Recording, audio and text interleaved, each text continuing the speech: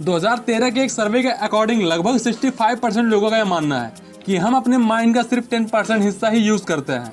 इस विचार की शुरुआत तब हुई जब William James, father of American psychology के एक विचार को सामने रखा गया, जिसमें उन्होंने अपनी पुस्तक द एनर्जी ऑफ मैन में कहा कि हम में से ज्यादातर व्यक्ति अपने दिमाग के उच्चतर स्तर तक नहीं पहुंच पाते हैं और हम कम से कम स्तर पर रह जाते हैं।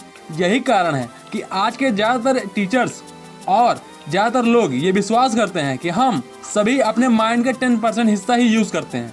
लेकिन क्या सच है? आपको कुछ मिनटों में पता चल जाएगा। इस वीडियो को लास्ट तक देखना। एक समान हेल्दी व्यक्ति का दिमाग 1.5 किलोग्राम होता है और यह प्रत्येक व्यक्ति के वजन का लगभग 2% जितना वजन का होता है। और यही कारण है कि जो बड़ी मात्रा में ऊर्जा एनर्जी का यूज करता है। वैज्ञानिक बताते हैं कि हमारा माइंड अपने आप को रिचार्ज करने के लिए जो इलेक्ट्रिक चार्ज करता है उसमें सोडियम पोटेशियम की कैलोरी बर्न होती है। करीब करीब हमारा माइंड पूरी बॉडी के 20% एनर्जी का यूज करता है, जिसमें पानी का बड़ा हिस्सा शामिल होता है।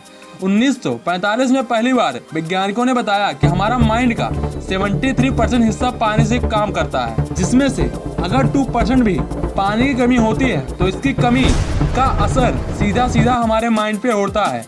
हमारे माइंड के काम करने की गति धीमी हो जाती है। जैसे किसी चीज को याद रखना हो या फिर किसी चीज को समझना हो, इसमें गति धीमी हो जाती है। हमारा माइंड इसलिए इतनी एनर्जी का यूज करता है क्योंकि हमारे माइंड के न्यूरॉन्स की संख्या करीब 100 बिलियन है, जो एक दूसरे से मिलकर काम करती हैं।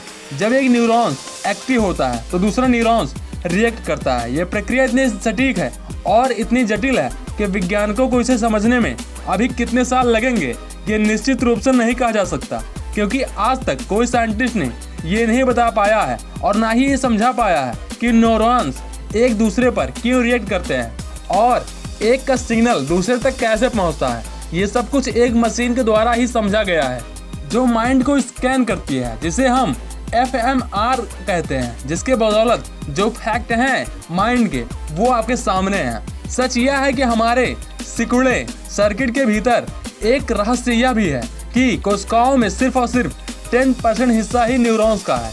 बाकी 90% में ग्लियल कोशिकाएं हैं जो न्यूरॉन्स को एनकैप्सुलेट और सपोर्ट करती हैं। इसके अलावा क्या होता है ये किसी को भी नहीं पता। इसके साथ साथ न्यूरोलॉजिस्ट बैरी गार्डन ने एक इंटरव्यू में बताया कि हमारा माइंड का ज़्यादातर हिस्सा हमेशा एक्टिव रहता है, लेकिन ये बात अलग अलग व्यक्तियों में अलग अलग होती है, क्योंकि कोई व्यक्ति कितना सोचता है, किस टॉपिक पर काम करता है, इस बात पर निर्भर करता है कि उसका माइंड का कितना % हिस्सा हमेशा एक्टिव रहता है।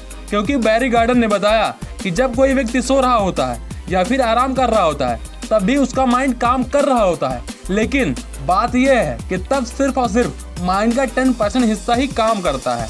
बात यह नहीं है कि हमारा माइंड 10% हिस्सा ही काम करता है, बल्कि सच यह है कि हम अपने माइंड के बारे में सिर्फ और सिर्फ 10% की जानकारी ही रखते हैं और इसके अलावा हमें कुछ नहीं पता।